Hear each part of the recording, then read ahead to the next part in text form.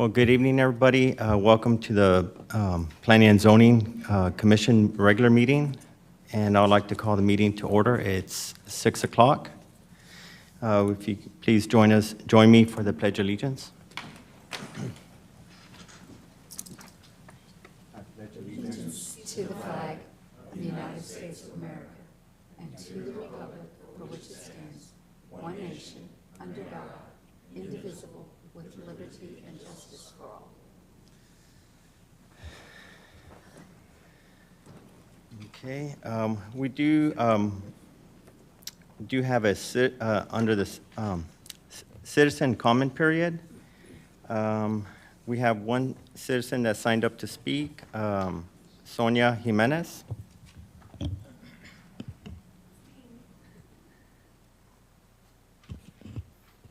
Good evening. I am Sonia Jimenez with the Alamo Area MPO, so I'm not a citizen of Garden Ridge, but I hope to be one day. You'll have a great community here. I am a citizen of the United States, if that means anything. There you go. We were a country once, right? I'm actually presenting this statement on behalf of our multimodal planner, Matthew Moreno, who has been in close contact with Commissioner Maloney regarding the Walkable Community Workshop that we conducted last year. So with that, I'll go ahead and just read his statement here. The Alamo Area Metropolitan Planning Organization conducted a walkable community workshop in partnership with the City of Garden Ridge throughout the summer of 2023. The resulting report was adopted by the city's Planning and Zoning Commission as an official city planning document on August 9, 2023, and by City Council on September 6, 2023. We heard many comments from the public at the farmers market, at the workshop, and through our online comment section within the webpage created for the Walkable Community Workshop. One of the biggest concerns listed was the lack of a safe connection to Garden Ridge Elementary and Davenport High School. In addition, AMPO and city staff observed people cutting corners at intersections. Aggressive driving behavior was reported on Bat Cave Road, Schoenthal Road, and FM 3009, and many other concerns were noted during the Walkable Community Workshop walk audit. One of the most prominent noted was that the speed limits of 30 miles per hour within the neighborhoods were too high, especially since pedestrians and drivers must share the roadway. In addition, the area's lack of street lighting and high amount of wildlife makes these speeds feel particularly high when visibility is low, especially in the evening when most people will opt to walk around the area as lighting diminishes. At the same time, many residents in the area did not wish to have sidewalks as they wished to maintain the rural character of the area. As a result, lowering the speed limits citywide from 30 miles an hour to 25 miles will help make walking within the roadway feel more comfortable while maintaining the rural feel of the area. Although the 5 mile per hour difference feels small, the effects are felt more intensely by pedestrians who do not have the same metal box protecting them as drivers do. This change is backed by data as well, as the Federal Highway Administration states that a pedestrian hit by a vehicle traveling at 23 miles per hour has a 10% chance of living and 50% chance of survival at 42 miles per hour. This data is backed by our understanding of physics as well, noting that kinetic energy equals mass times speed squared. The relationship between the force experienced by a pedestrian and the speed of a vehicle is exponential. Reducing speed limits would also allow drivers more time to react in last-second situations, such as a deer darting out into the road or maybe a child chasing a ball. The National Association of City Transportation Officials states that the stopping distance for vehicles traveling at 30 miles per hour is 109 feet, while at 25 miles per hour is 85 feet. By lowering the speed limit within the city, we give everyone more time to react when we make mistakes, and if crashes do happen, the lower speed limit could be the difference between life and/or death or severe injury. It is important to understand Sonia? that... Hi, sorry to interrupt, but your 3 minutes are up. Oh, okay. Yeah. I saw it at 0, but I didn't hear anything, so... Oh. Okay, should I just give this to you for the record? Yes, please. Oh, okay. Thank you. Thank you, I appreciate your time. Thank you, Ms. Jimenez.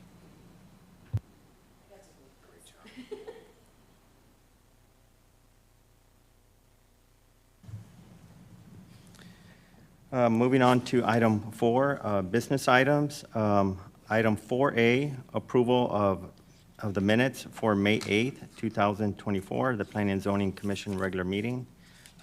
It was included in your packet. Is there any comments or edits to the minutes? If everyone's okay, do I have a motion for the approval of the meeting minutes? I move to approve the minutes of May 8th, the planning and zoning minutes for May 8th. Have a motion? Have a second? Second. Okay, thank you. All in favor? Aye. Any opposed? Okay, motion passes. Meaning, let's see. Now we're moving on to item 4B. It's an amendment to the City of Garden Ridge zoning ordinance 13-032023, section 2.02. It's the natural features overlay, the NFO district, and section 2.06.15, the development in the natural features overlay, the NFO district, related to the boundaries and location of the district development within the district, and other matters in connection therewith. So at this time, I'd like to open up the public hearing. It is 6:06. I'll open up the public hearing. And at this time, if there's anyone that would like to come and speak, please, you can approach the podium. And once you provide your comments, if you go with Marissa, your name and address for the record. Okay. Well, we have no public comment. Chair, for the oh. record, I just wanted to state we Yes, also do not have any written comments. I was about to ask about any written comments. Thank you, Marissa. So at this time, I'd like to close the public hearing at 6:07 p.m. and move on to the next sub-item, 2, discuss and make a recommendation for City Council. I'll open it up to my fellow, to the Planning and Zoning Commission if there's any comments, or I think we discussed this at our last meeting in May. We all voted to go ahead and move forward with the public hearing process. And so this is just part of the process in doing the amendment to the ordinance 13. And the next step is if Planning and Zoning does approve this recommendation, it will be forwarded on to City Council for our recommendation for the final approval by the City Council. I had a question, probably attorney more than anything else. When we have this overlay, the natural features overlay, is it piggybacked on top of what we already have in the ordinance?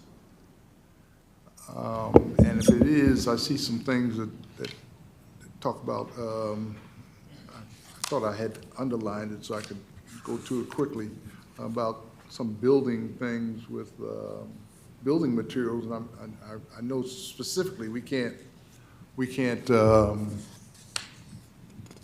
limit building materials.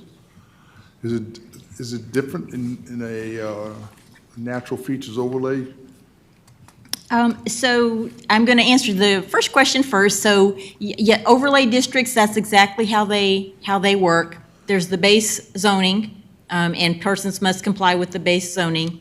And then an overlay district will impose or give options, for additional zoning restrictions or zoning regulations. So that's how overlays work, just in general.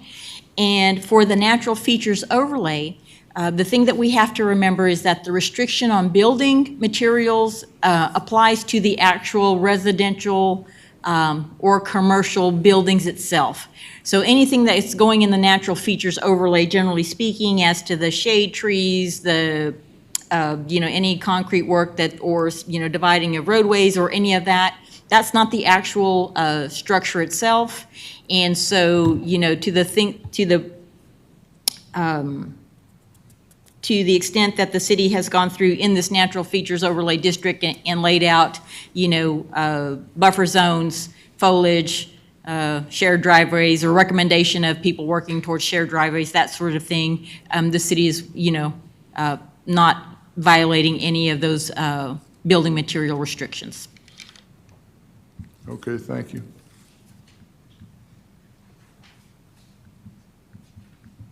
So I would like to mention, in your packet is the draft NFO amendments that are being proposed, and they are highlighted in red to make it a little easier. And so some of the main things that have worked, that did get changed, we did reduce the 200 feet to 150 feet the buffer. And that's in the section 2.04.02 on subsection B, the boundaries and location. Just felt that the 200 feet was a little too much, and so Bryce, when he gave his presentation, if you recall, he did give some examples on overlaying what a 200 feet does to a property, and what 150 feet does, and it really made a big difference in making it a little bit more developable and not very restrictive. But at the same time, it does provide the goals of the NFO, of what the city would like to preserve, that natural features overlay. Also, the other reduction that we did or are proposing is the on 2.06.15, which is the next section. On B, buildings and site development, the street frontage buffer from 60 to 40. And then we also just added some text on that next section, subsection B, on the protected trees and heritage trees located in the street frontage buffer, just to preserve that natural feature that already exists on those properties in that development. And there's a lot more after, but I won't go through everything, but these are some of the big ones that we did go through and are proposing in this amendment. Is there any other discussion? Yeah. Yeah, I do have I guess, a note to bring up, and I guess, you know, anybody can mention if they think that this is worthy to, maybe to adjust, but under bullet 20615, paragraph B, and it would be 1D, and it's subparagraph I. So the street frontage buffer, this is a paragraph D, the street frontage buffer shall be left in its natural state, except that it shall be augmented with additional trees and landscaping to achieve the following through combination of existing vegetation and new plantings. The minimum of 1 shady tree per 25 linear feet of street frontage buffer, and at least 2/3 of shade trees in the street frontage buffer shall be evergreen trees, and no single tree species shall constitute more than 1/3 of all the new trees to be planted. So I thought that that paragraph I ought to be maybe looked at in specific with the evergreen trees. I looked up native trees to Texas and evergreen trees, and there seems to be a small variety of evergreen trees specifically that look like what you traditionally see in Garden Ridge. So live oak is included on there, the live oak tree, which I think everybody would say that's one big characteristic of a Garden Ridge. But there's many other trees on there. The Afghan pine is native to Texas. However, it probably, most people would say, in my opinion, doesn't look as nice as a live oak. So I was wondering if we ought to maybe detail what type of evergreen trees ought to be planted, because I think it could change the characteristic of Garden Ridge if those trees were to maybe take over maybe more of the live oaks. Now, I know that some disease can affect trees, and more so some than others, so you want a variety out there. But so I grew up in South Jersey and near the Pine Barrens, and pine trees are nice, but I don't know if they're really characteristic to the city of Garden Ridge. I just thought maybe we ought to look at that to specify what kind of evergreens can or ought to be planted. When I read that, for some reason or other, when I read evergreen, I equated it with deciduous or non-deciduous. Evergreen meaning they didn't lose their leaves in the wintertime. And I don't know if that's what the intent was or not, or what they meant, like Commissioner Bates says, evergreen with the needles and et cetera, et cetera. I don't know which one they meant. That's,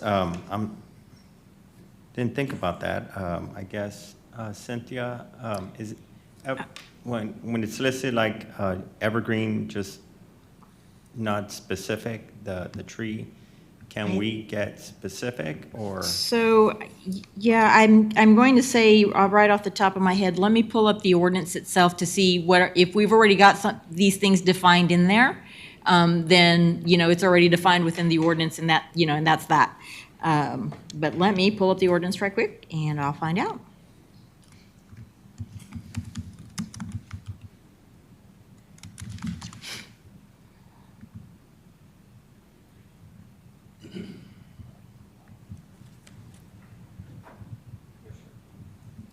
Commissioner Maloney, do you have a comment? No, I was just. Okay, I saw your light on. Oh. I want to make sure. Okay. So aside from that great point that you just brought up, I just wanted to make a comment overall for these changes. I think as 2252 widens, implementing efforts such as those proposed in this amendment are important in retaining the rural and also natural character of Garden Ridge. I did notice that these areas under the same section that Commissioner Bates was referring to, they were revised for accounting for linear feet, which was something that was not previously included. So I think that's being intentional and provides a level of specificity to appropriately account for the number of linear feet in each of the areas that it applies to for the natural overlay. So those are all my comments. If the commission will allow me, I found Did you find the definition? not the Dr. Miller? No, not the definition, I'm sorry. What I was talking about earlier in terms of our limitations on building materials, and it's actually in the site design elements on street, I guess it's streetscapes. No? It's on page 92 of 164, okay, on the handout that we got.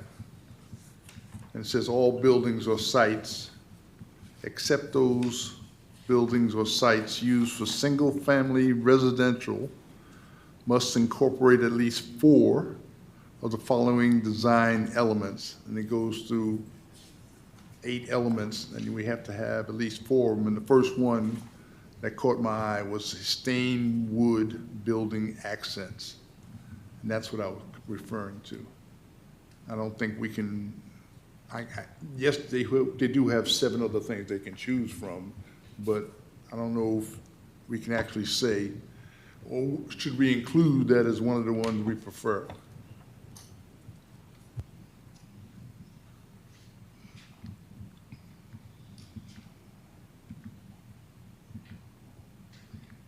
And I'm not looking for an answer, I just wanted to point it out that it was there.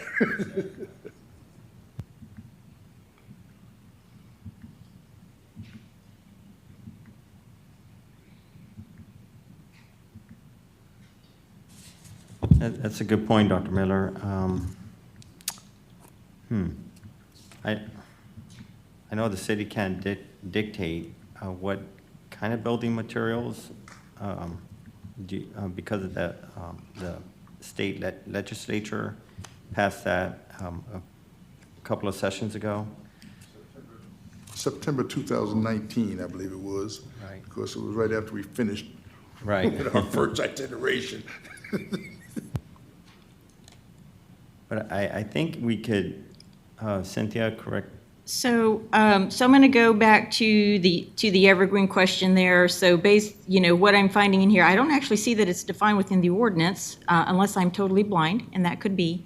But, what we're talking about evergreens are those things that continue to have leaves, throughout. So it doesn't necessarily mean, pine trees, just as it is, whatever stays green here in Texas, would work as an evergreen tree here. And remember, the idea here is that we are trying to loosen this up a little bit to let developers make sure that this, they will keep what's natural and planted within there, and if they must supplement, then they will supplement with evergreens. So just, kind of keep that in mind through the thought process of this. And I believe we also attached, those landscaping materials or those landscaping things that were the preferred list. And so, certainly when people come through, we're going to ask them to, and we're going to recommend that they, do things with the preferred list, but we're not able to say you must plant this particular type and kind of tree, right? We have to leave those options out there and then, just do what we can do, which is, those recommendations of, and at the bare minimum, if that landscaping doesn't meet the ever 25 feet for a shade tree and such, then, they must plant those sorts of things. Right, so because we don't have that ability to control it down to the specific type of tree, that they can plant. All right, and then I know that there was a follow-up question regarding building materials. That's correct. Dr. Miller did have a question, or just an observation on Site design. site design elements. Yes. Okay, and what page was that of the, Page 92 of 164, right after the, C1. yes, C1. Exhibit A, C1, stained wood building accents. I think it's more like maybe what you mentioned previously regarding the type of landscaping. It's more of a suggestion, but hopefully they do follow that same character, but the city can't force. right, and again, just the thing to remember is that, the limitations with building materials is we can't tell people what they can build their actual house out of, and if it's a commercial building, what they can actually build the commercial building out of. Other things, we can say, yeah, this is what you can use or can't use. That prohibition is to the actual residential structure itself or the commercial building itself.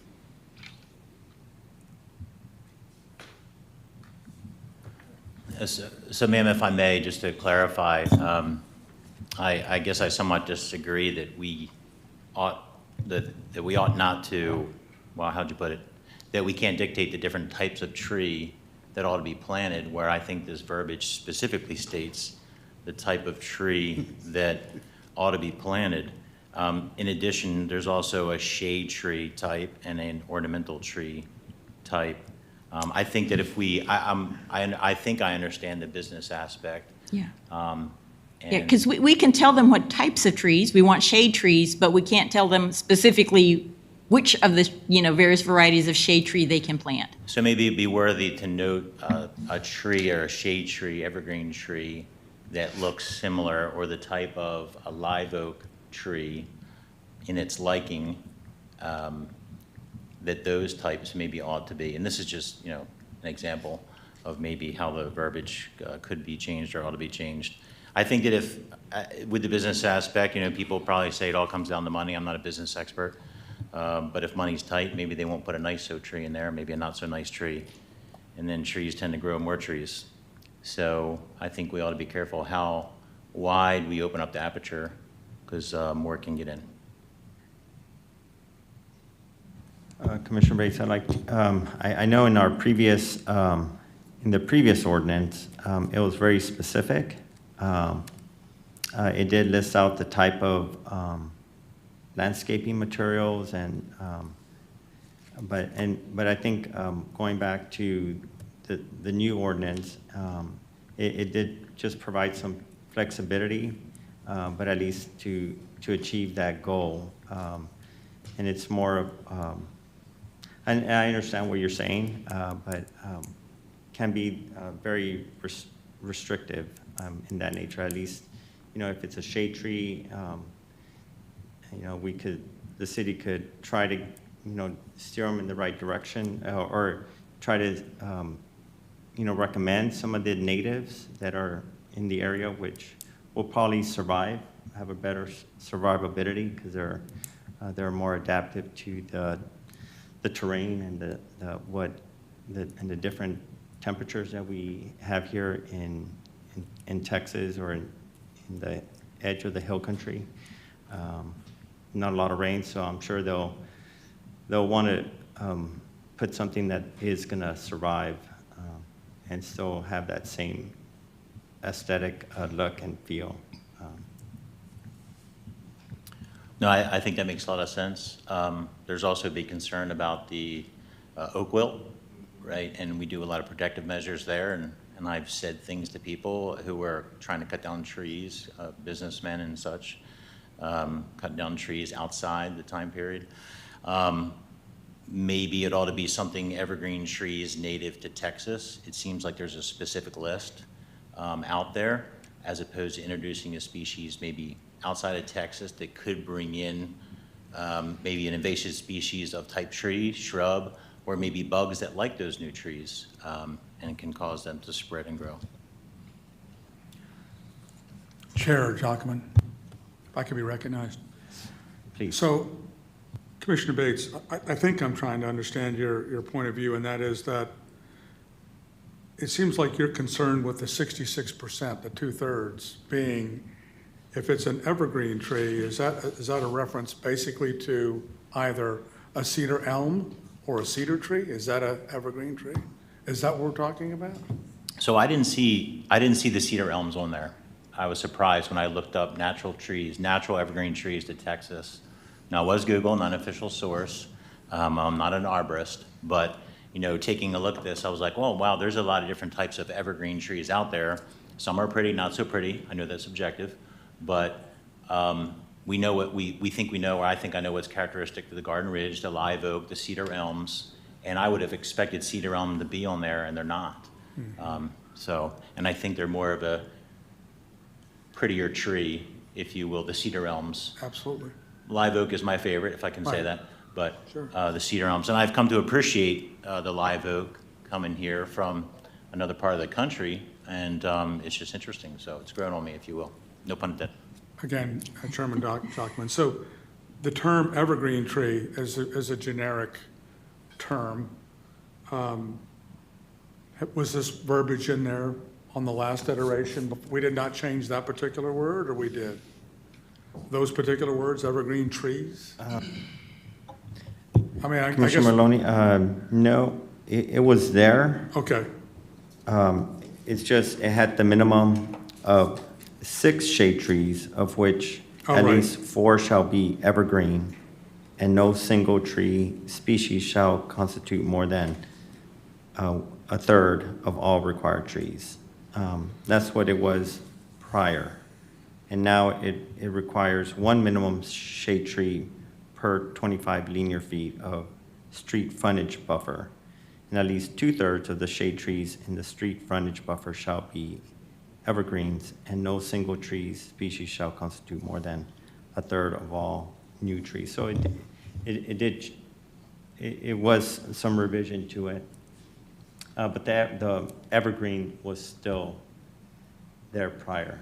It wasn't, that word, the evergreen is still, it was in the old, the new ordinance and then the amendment.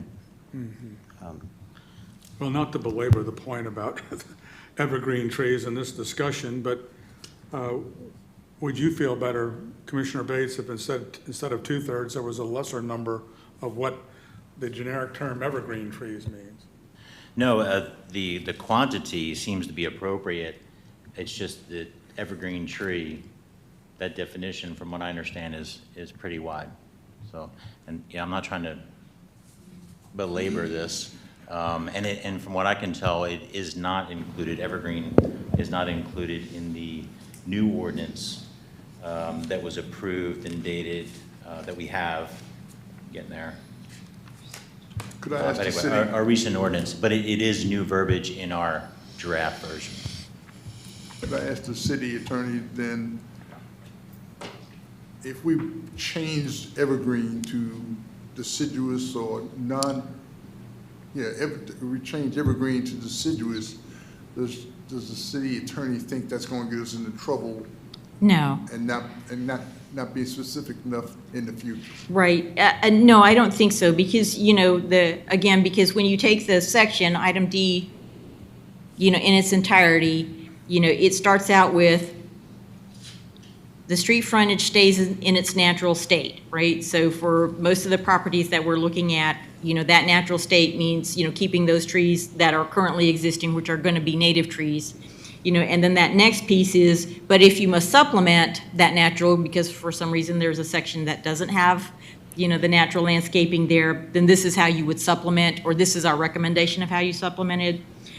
So I think there, if we want to accommodate that, we can say, shall be evergreen trees, leave that there, period, and add, and it is strongly recommended that the evergreen trees be, the type that are native to Texas. We can add that in, as the additional recommendation. Commissioner Bates, would you be okay, and the commission, would that be okay? And I think that will solve any discrepancies, or not discrepancies, but any kind of, it does narrow it down a little bit more and calling it native, Texas native trees. Seems like a reasonable solution. It does. I'm Can I add something from the city point of view, Please. without Nancy being here tonight? We've got our legal team expert here with us, but Bryce Cox helped us come up with these definitions and whatnot. Darren, I'm from Utah, and so I'm with you. Normally you think evergreen and you go, hey, alpine spruce, or, a big pine tree. So I think the definition of an evergreen tree is a tree that grows its leaves as it loses them. So like a pine tree, as it loses its pine needles, those leaves, it regrows them if the branch is still healthy. A live oak, as we all know from our yard in March, a live oak, as it loses its leaves, it grows new ones and then puts pollen everywhere, right? Especially in my pool. So I want us to be, the reason it says evergreen is because you want continuous leaved trees along the roadway, if you will. A shade tree would be a cedar elm because it's going to lose its leaves in the fall and not regain those until the spring. So an ornamental tree is going to be like a Japanese maple, which is probably going to die wholesale within the first year in south central Texas, like mine. So I'm not saying, as the mayor, I disagree with putting in there evergreen trees native to Texas, but I'm not sure we need to put a limitation in there because the intent is there. So, and what we're trying to do with our entire planning and zoning ordinance is to, where we can, make it a little bit less restrictive to help with developers and builders coming in. And for those of you that have seen the last couple council meetings, that's really something that we're trying to do as a council, to go forward with that. So I'm not saying I disagree, but I don't know that putting in an additional limitation in there native to Texas is necessarily going to help us out, because they may bring in another tree that isn't necessarily native to Texas but is around the area with landscaping, just a continually leaved tree. So thanks. Thank you, Mayor. I mean, they're all, it's up to this commission to see, I mean, I think evergreen kind of is pretty I mean, it explains it for Texas, for here, for the area. I think any developer would want to put something that will, like, provide the tree that's going to be evergreen and keep those, and have those leaves year-round. But it's open. Is it, excuse me, is it possible to say native evergreen trees? Because what happens is when developers come and they bring in a tree that's maybe not as hardy, they'll die in the summer or, get eaten with bugs and things. And so I hear what you're trying to say, and I also heard what the mayor's trying to say without being totally restrictive. But when you say the word evergreen tree, what do you think of? A pine or a Christmas type tree, or hopefully not a cedar tree, but we don't need any of those. But, so I wonder if, I don't know, without being too restrictive, that we can guide a developer coming in who may not be a native to the area. I don't know if that's what we're trying to get to without being too restrictive, but, Commissioner Jockman, excuse me, Karen. Yes. And piggybacking on Karen's point, and as the mayor said, if we're able to put the word native evergreen, I mean, doesn't that take into account a broad aspect of evergreen trees, since they're native to Texas, and maybe solve what we're looking for in terms of finding trees that are native and would work, for our NFO? I think adding that word native would, Yeah, so from the legal aspect, yes, you can. Okay. and if we did that, then council can take that under consideration for what I think this whole discussion has been about. So, we don't need any more cedar trees, so. No. No. But, I don't know, maybe that would throw something out to give council something to say, well, we know where they were going with this, and, sorry, Mayor, y'all can make a decision. Right. Well, please remember, as the Planning and Zoning Commission, you guys have the independence to make that recommendation. yes.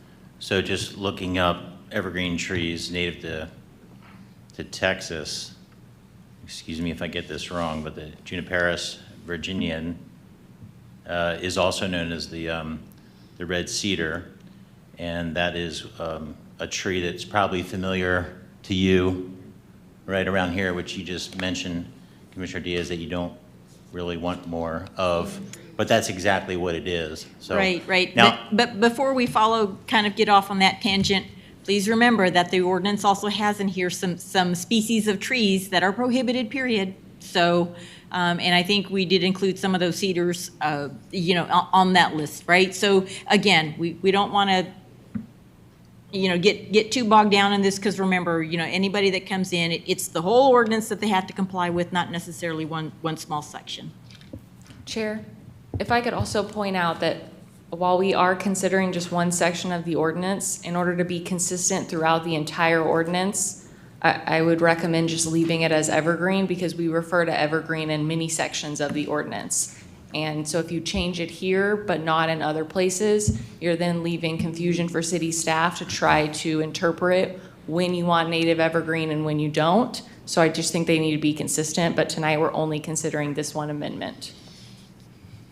Thank you, Marissa. That's a good point. That will definitely cause a lot of issues. So with that, if there's, I think we've discussed this pretty extensively. I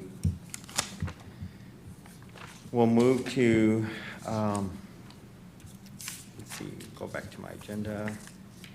for a recommendation for approval on the amendment to the the Natural Features Overlay District. Chair, if I may, just Yes.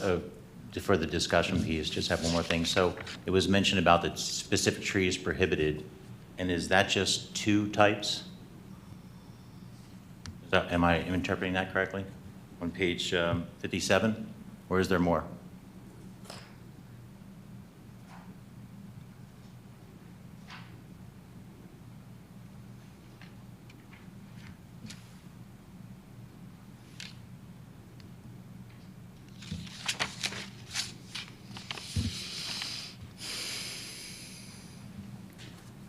Commissioner Bates, what trees are mentioned, please?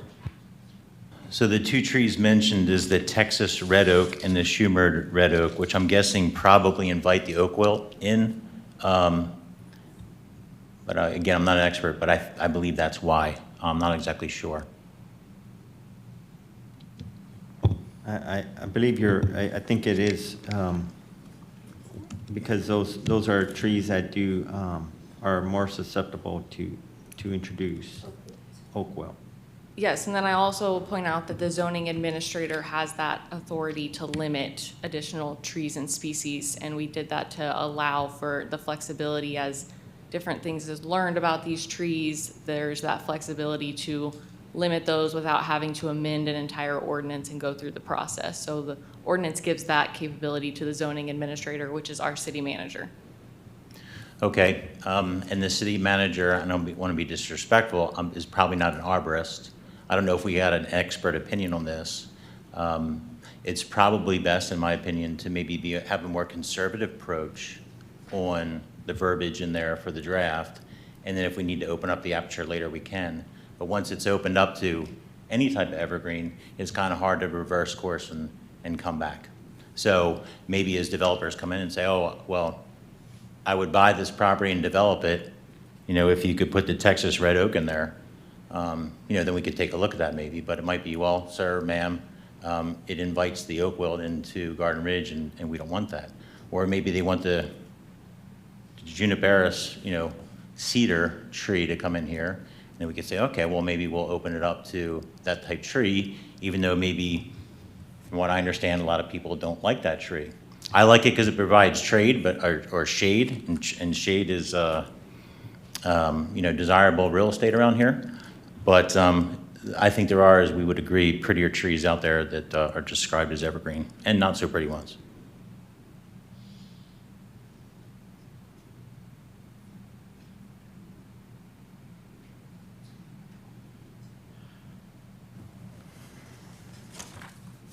Well, thank you, Commissioner Bates. And one more point, just background. So I grew up kind of ignorant to the natural world, if you will. But as I got older, I learned to appreciate water and clean water. I've also learned to appreciate the preservation of water and also land, that we only have so much. We only have so many type animals and such. Now, I wouldn't be defined as if I can say this, a tree hugger type. We need to keep the, aperture open, if you will. And I don't think that we need to, completely push back, but it's important to preserve the goodness that we have. And I think this ordinance and this specific does preserve what does exist on that property. I think the intent of the ordinance is there to try to limit and preserve what trees are there. Now, like our legal mentioned that if trees do need to get planted, then that evergreen will kick in, and then that's where our city administrator or city manager will then make those reviews and recommendations, and go through that with the developer in the development of that property. So I think there are some checks and balances to the ordinance, and making sure that it it complies. It really, we can't make it very restrictive because then it'll be very, very difficult to develop. I mean, as it is, I mean, in the city of Garden Ridge, we're pretty restrictive, or, I mean, we have a lot of parameters in our ordinance that the developers would need to follow. So I think adding this will be an additional layer that will make it even more difficult for developers to come in and, you know, do the right thing. Can you say that last part, Chair? You said what will make it for developers to come in? Oh, it'll make it more difficult, or it'll be very restrictive for developers to, if we get very specific in what we want, it'll be very, yeah, it won't entice, and it's going to be very difficult to bring in that development in those properties. And what we envision, especially 2252, and I think the ordinance that we put in place and council approved, that we put a lot of years in putting it together, and with the help of our consultant, I think, you know, we've got all the checks and balances in place. I think being more, being very specific will, I think, it would just make it more difficult for development to occur.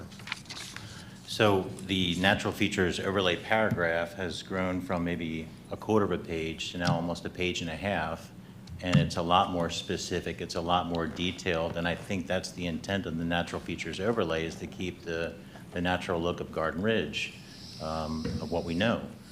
So I guess I don't understand how it's maybe being more restrictive. I think if anything, it's being more protective of meeting the intent of the natural features overlay.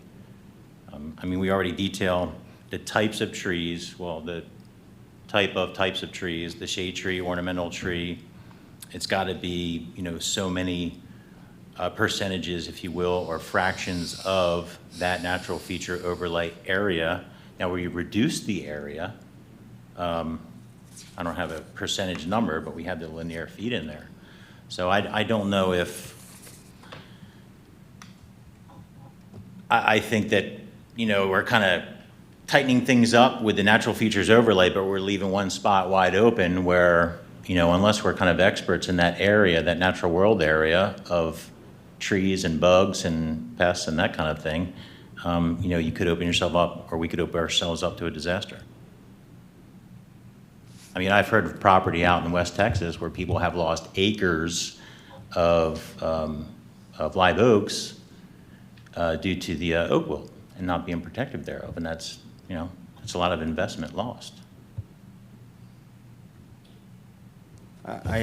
Yes,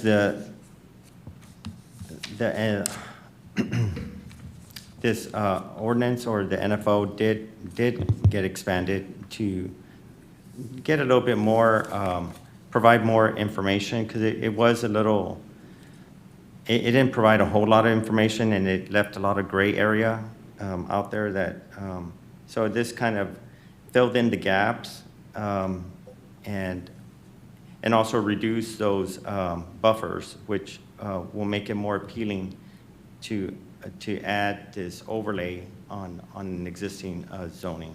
I mean, have we had any developers that said, boy, I would come in here to Garden Ridge if it wasn't for, you know, I could put my own type evergreen trees or what have you? Is that something that, is that feedback that we're getting from developers? That, I mean, I could see the decor piece, different construction materials cost less, you know, and I would agree that, or I would think that it's more about making money than, you know, doing good for the community, if you will. It's what it seems to always come down to. At least when push comes to shove, right?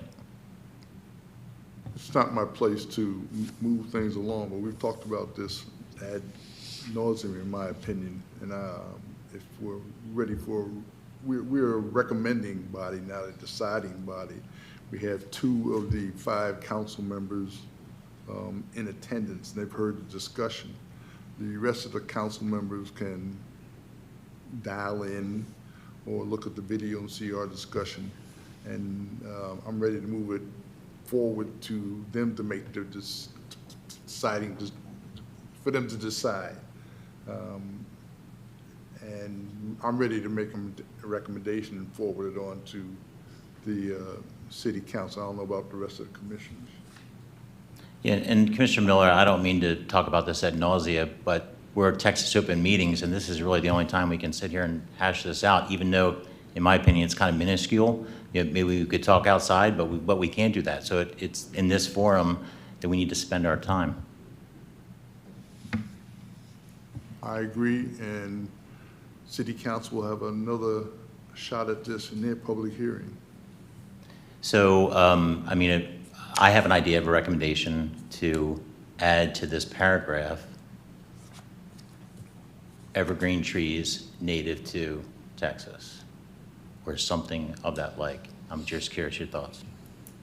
Okay, so at this point, I'm going to go ahead and jump on in. And so Commissioner Jackman, I'm going to recommend that you call for any other comments from the other commission members.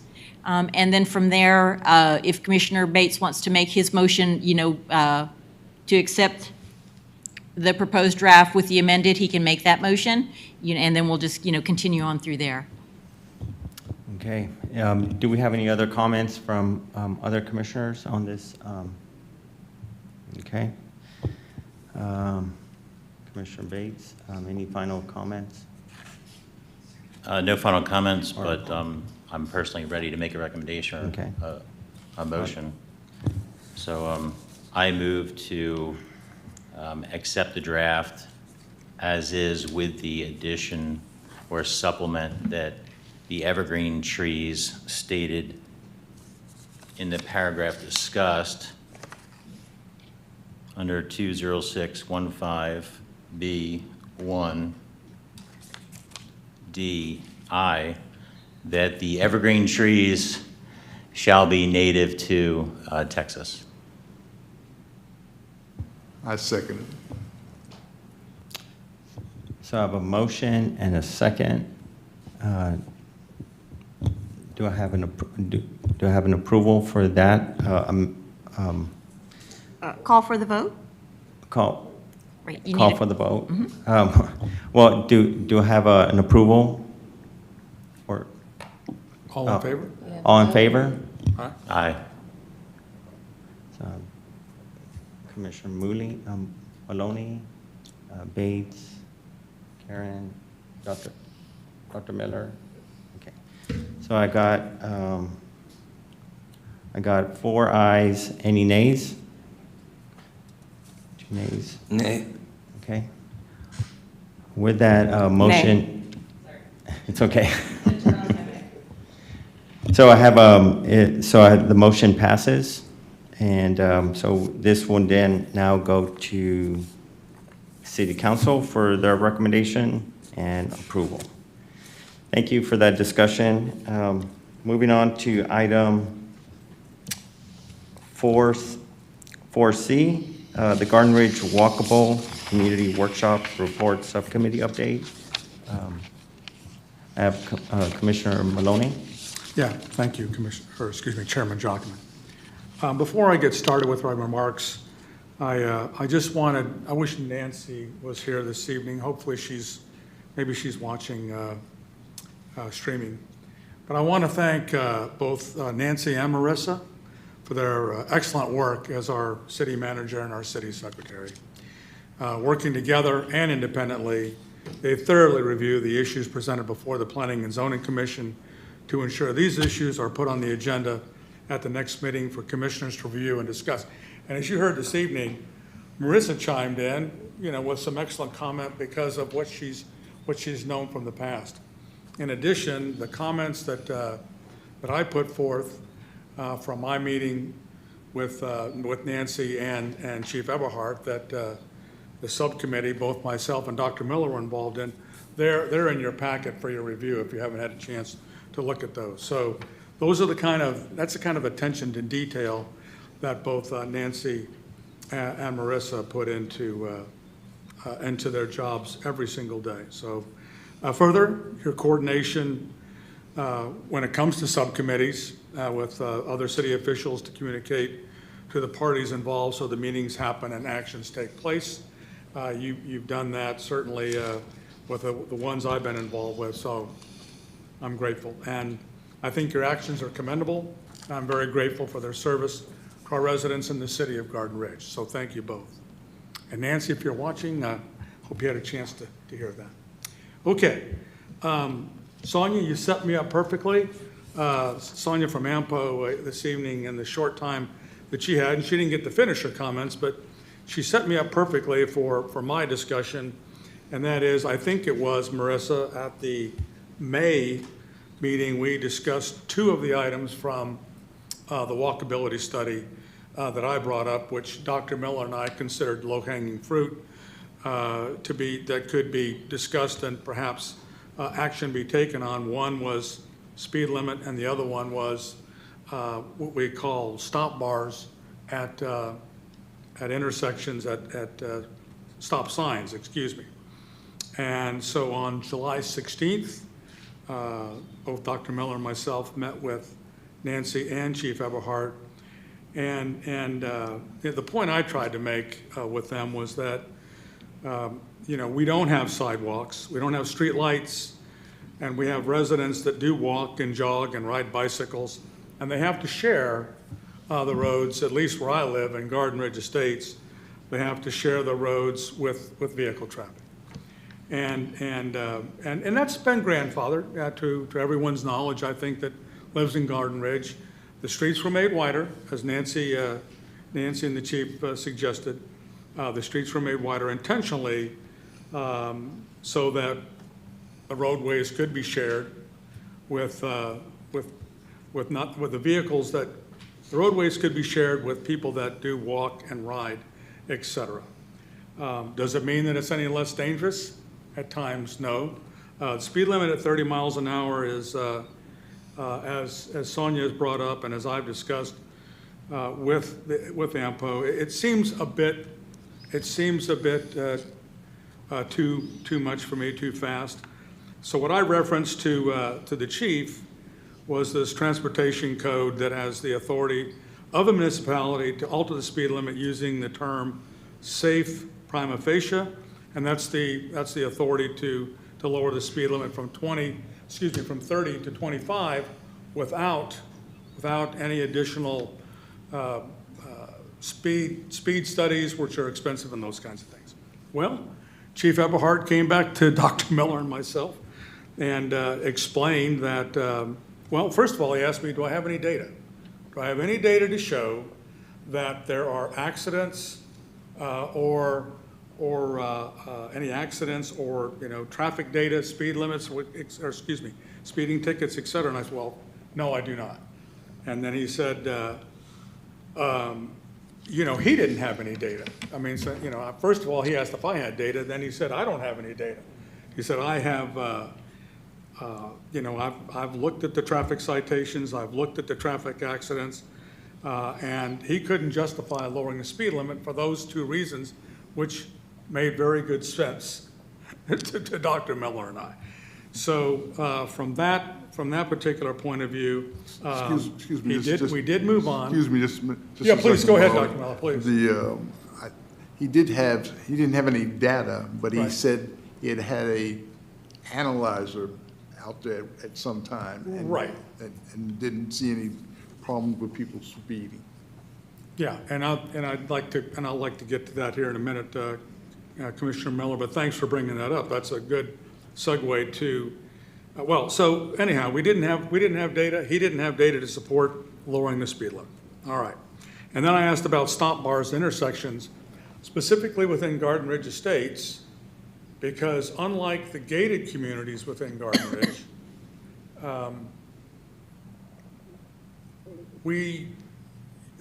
the gated communities within Garden Ridge have homeowners associations at which they can, at their discretion, use their homeowner association funds, their dues, to lower speed limit.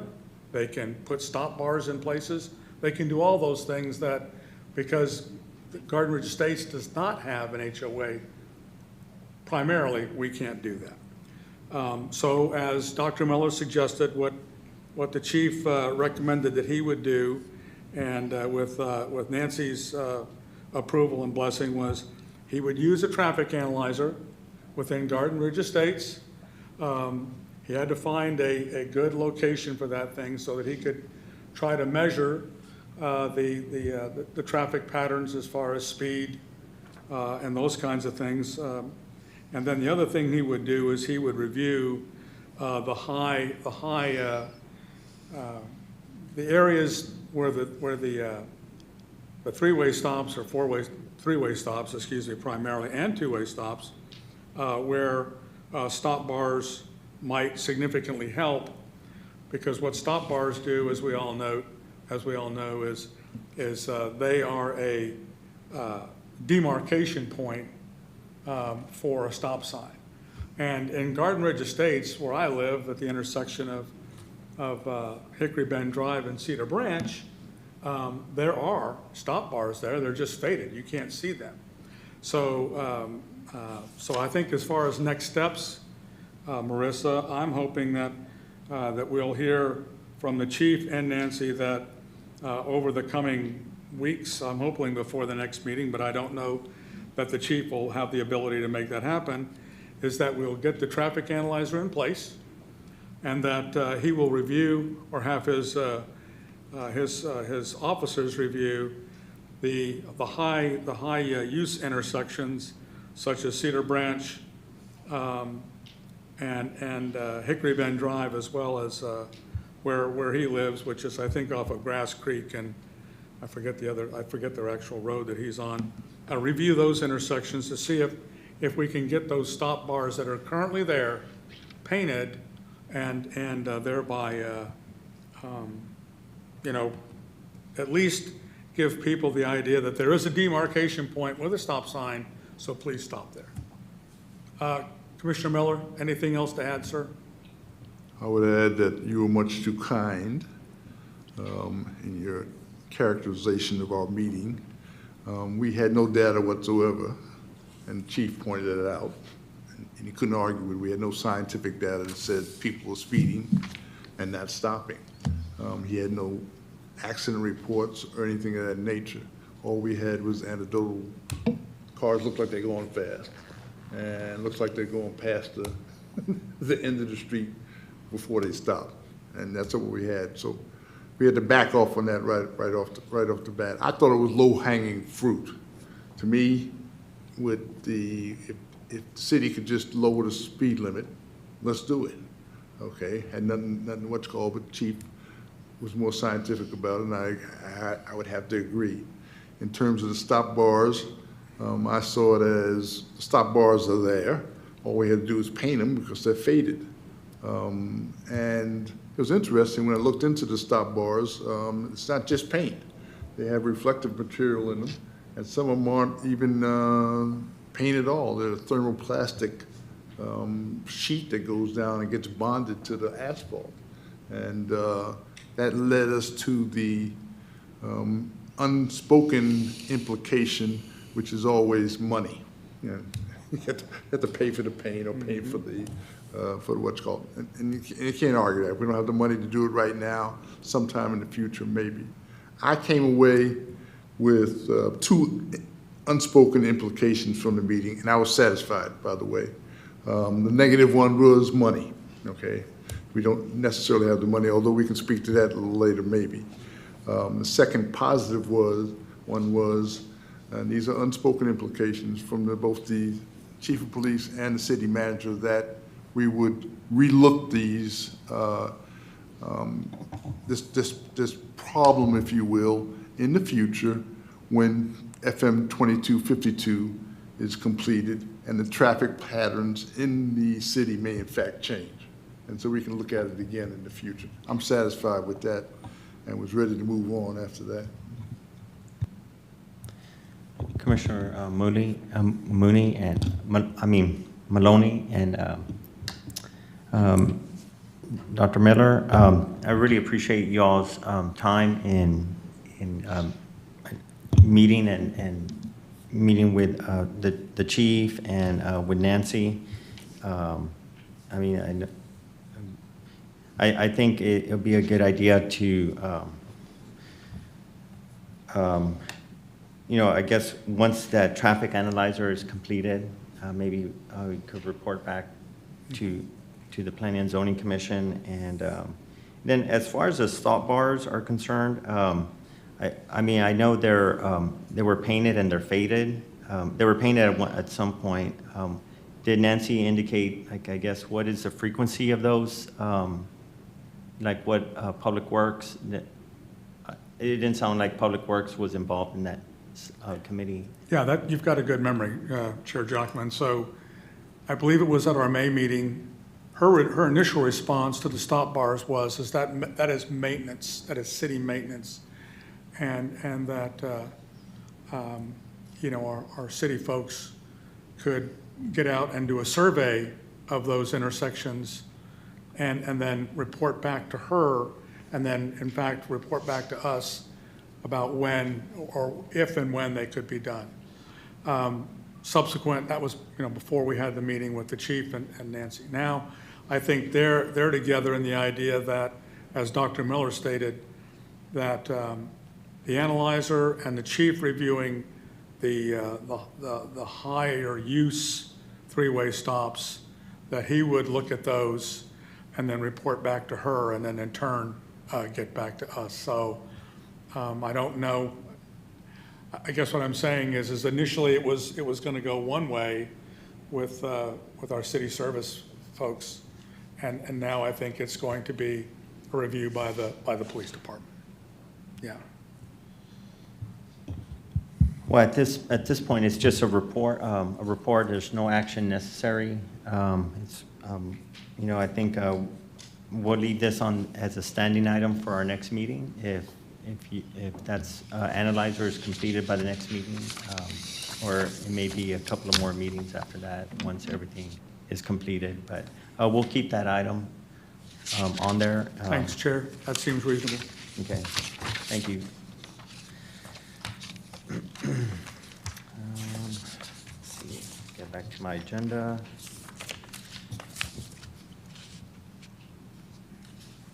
Item 4D, items applicable to the Planning and Zoning Commission discussed at the City Council meeting.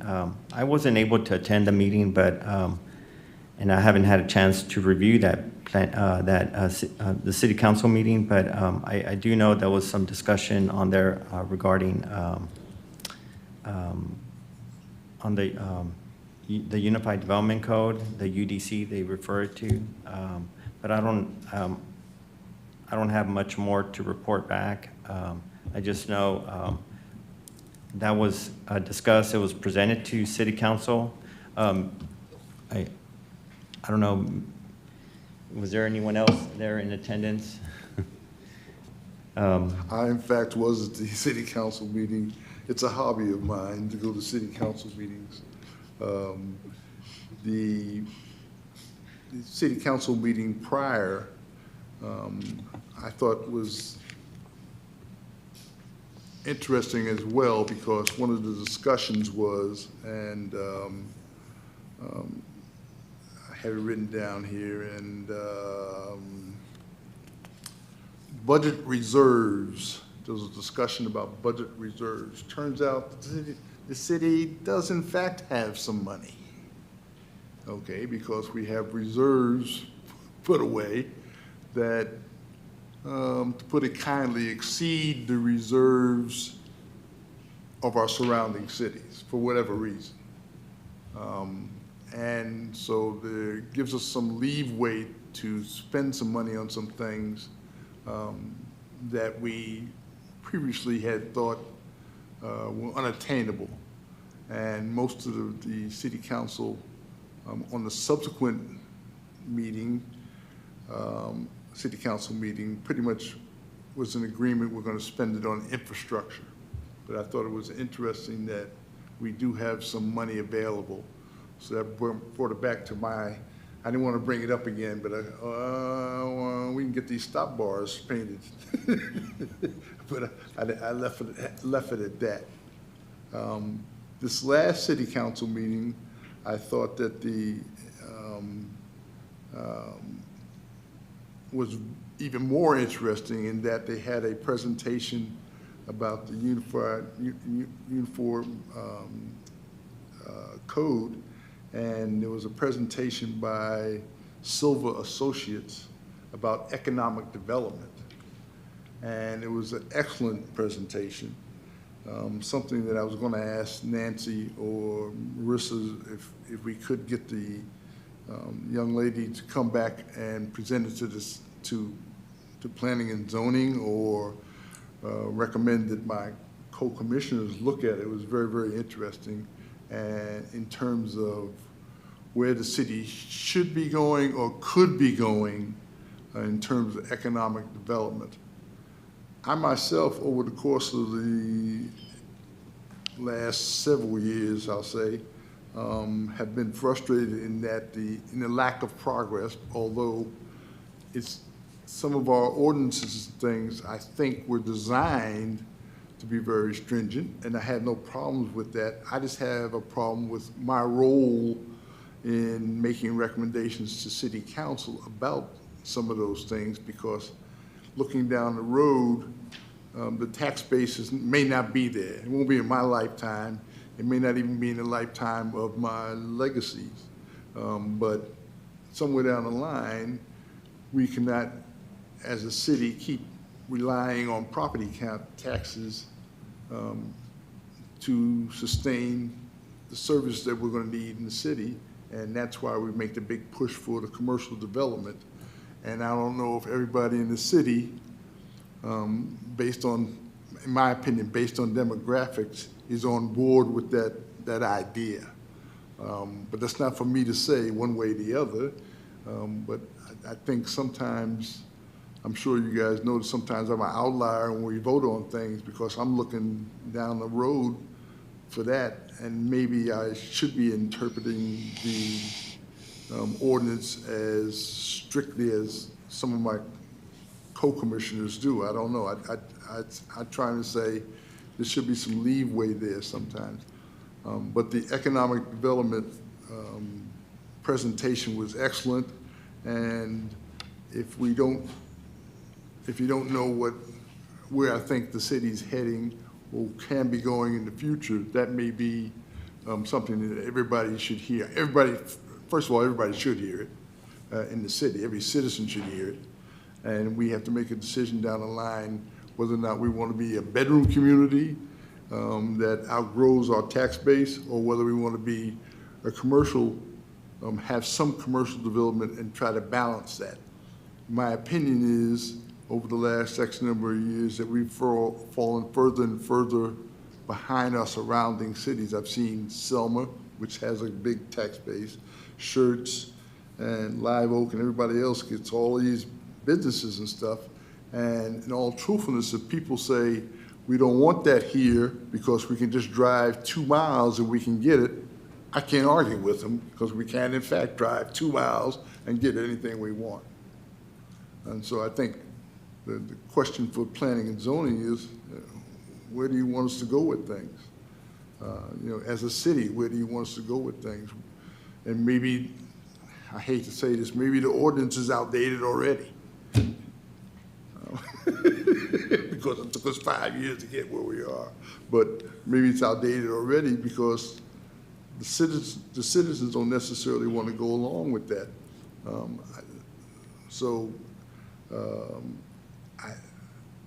I would recommend, or if we can, and Nancy's not here, maybe through Melissa, we can see if we can get that presentation, get her to come back and present it to us, and see if you guys are excited about it as I was when I heard it. So I will point out that the presentation itself, the slides and the document are available on the city's website, because it Okay. was all in the city council packet. And then if anyone wants to actually hear and see the presentation, you can watch it in the city council meeting. But that was a paid consultant that we had do the work and come out and give the presentation. So I would just recommend everyone go watch the video of the actual presentation if you want to see it. This was at the last council meeting. Correct. Well, I Chair. appreciate that, Dr. Miller. Thank you for that update. Chair, if I may, a quick comment. So I think that we ought to be mindful of our purpose as the Planning and Zoning Commission, that we're not necessarily looking to push the budget, increase revenue for the city, that under the current ordinance 13, bullet 10105, under provisions of procedures, I could read it. Maybe I will part of it. So basically, we're to conserve the value of the buildings and encouraging the most appropriate use of land through the city consistent with the comprehensive plan. The comprehensive plan and master land use plan have been used as a guide to develop the regulations within the zoning ordinance. All new development must be compatible with the existing development and community character, maintain the character, look, and feel of the community, and occur in a fiscal responsible manner for the city. So I think it's important for us to look at those different things, but I think that we ought to make sure that we stay in our lane, if you will, and I tend to drift quite a bit too, but that we focus on the intent of the Planning and Zoning Commission. Okay, so just encourage everyone to maybe go back and, oh, yes, Commissioner. I do have a question regarding, I know there was a larger report that I don't think is available online. Is that something that would be available to us? It was like 200 and something pages that the consultant referenced during the meeting last week. I can find out. I don't personally have that report, but I can find out and let y'all know about that. Perfect, thank you. Any other comments from pertaining to planning and zoning from the council meeting? No? Okay, well, thank you, everybody. Let's see. So moving on to item 4E, and it's under ordinance 210. It's the City Council of the City of Garden Ridge. It's adopting the boards and commission policies and procedures, providing the cumulative and savings clause, and we have some commissioners that are approaching their expiring terms. So under E1, we have Commissioner, myself, Commissioner Jackman, we have Commissioner Diaz, and Commissioner Bates. These terms are expiring September 30th, 2024. And I'd like to, ask Commissioner Diaz and Commissioner Bates, are you willing to continue serving Yes. on the Planning and Zoning Board? Commissioner Diaz? Okay. So, and myself, I will also continue to, like to continue to serve. Let's see, what else? So at this, so if we're all in favor, is there any discussion from the commissioners on this? I guess it's not appropriate to vote for ourselves, is that right? So I wanted to ask, So the answer is, y'all can make a motion all together, you can make a motion individually, and yes, you can vote for yourself. okay, thank you. That having been said, I make a motion that we recommend to City Council the continued appointment of Commissioners Diaz, Jackman, and Bates for a term ending, well, it doesn't have the endings on here. For two-year term. So I have a motion, do I have a second? I'll second the motion. Okay, all in favor? Aye. Okay, motion passes. Or any opposed? Motion passes, thank you. So this, that recommendation will be forwarded to the city, and it'll be at the next meeting. And again, thank you. Now we're moving on to item 4, 4F, future agenda items. I know we discussed, Dr. Miller had requested, but I think based on that it was a cost to the city to bring in that consultant, I think it would be wise to look at that presentation that was provided to the city, and it's available online and if Marissa, I know is also requested for that report, and we'll wait to see if that will become available for us. Is there any, I know I think I did mention that we'll be keeping the Garden Ridge Walkable Community Workshop Report Subcommittee on there, and seeing if that, we'll keep that as a standing item. Any other items that the commissioner would like to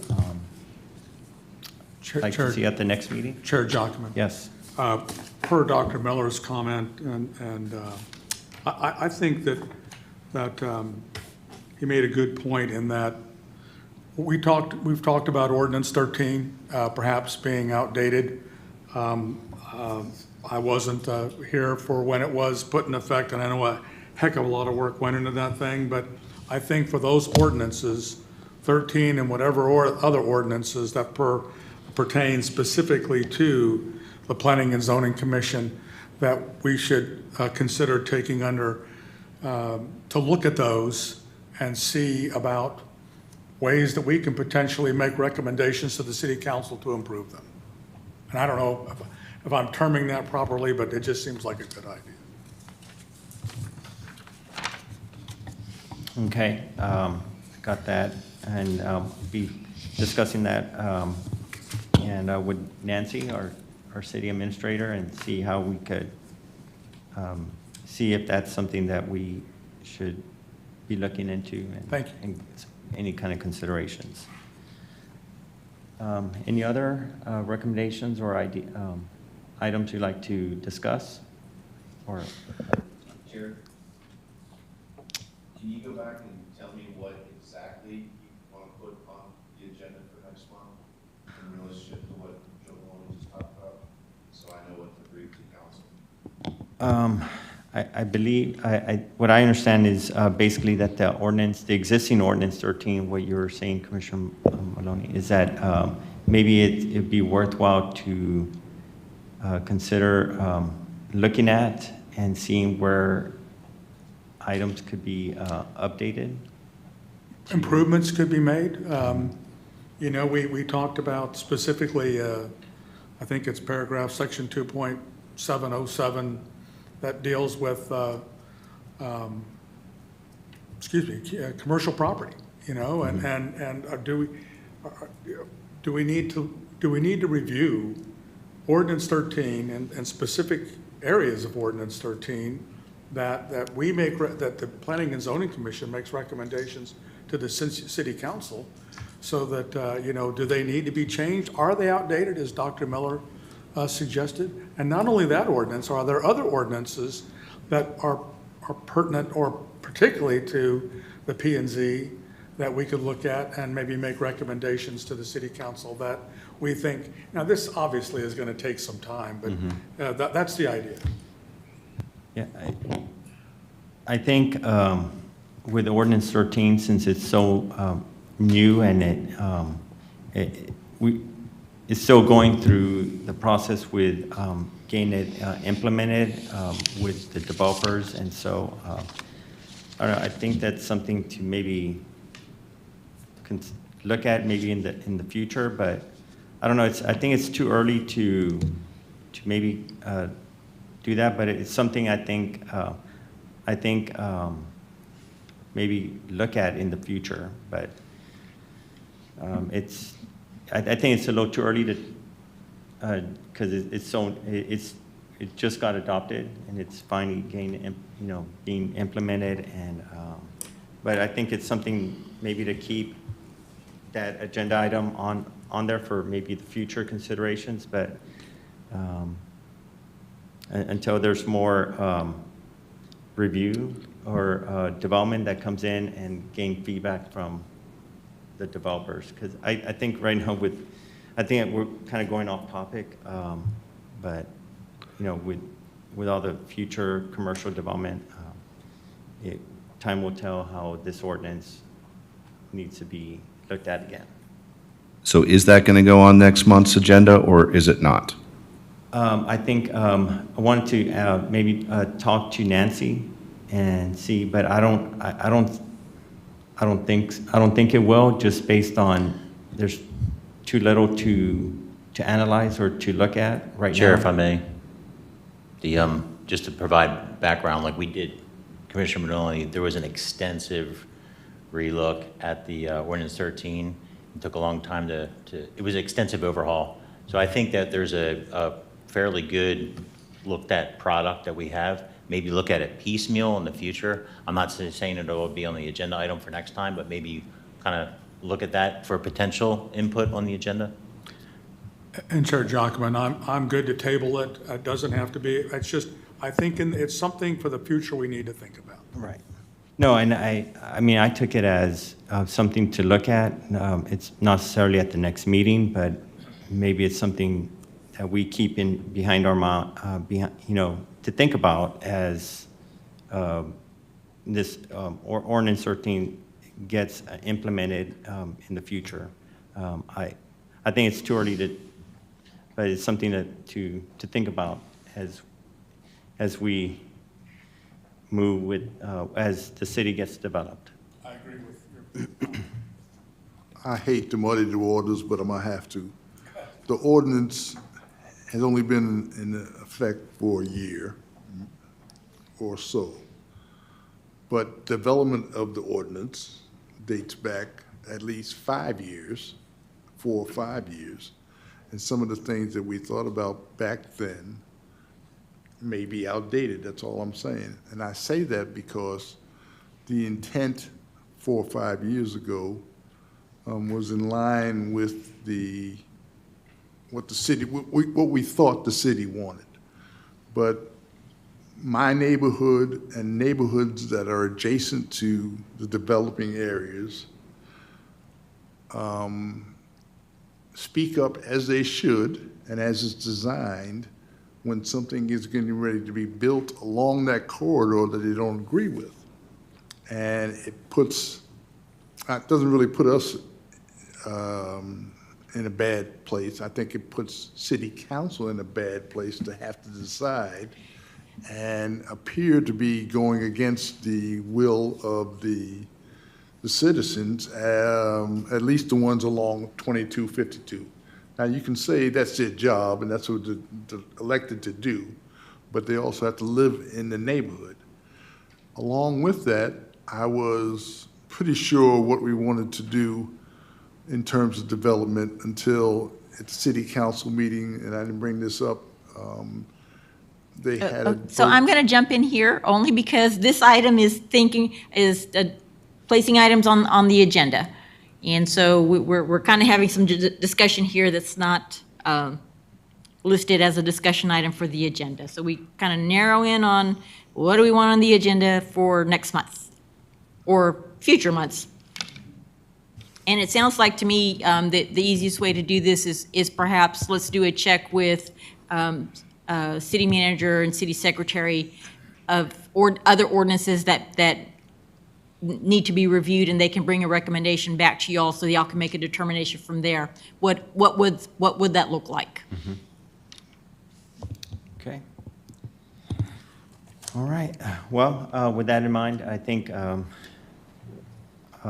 we have the citizen comment period. We're limited to 20 minutes. Any citizens to speak on, it doesn't have to be on any of these, it's open to the public on any of the items. No? Any takers? Okay, no citizen comment, citizens to speak. The meeting, we'll move on to item number 6, adjournment. The meeting is adjourned at 7:29. Have a good evening. Thank you. Thank you, Chairman.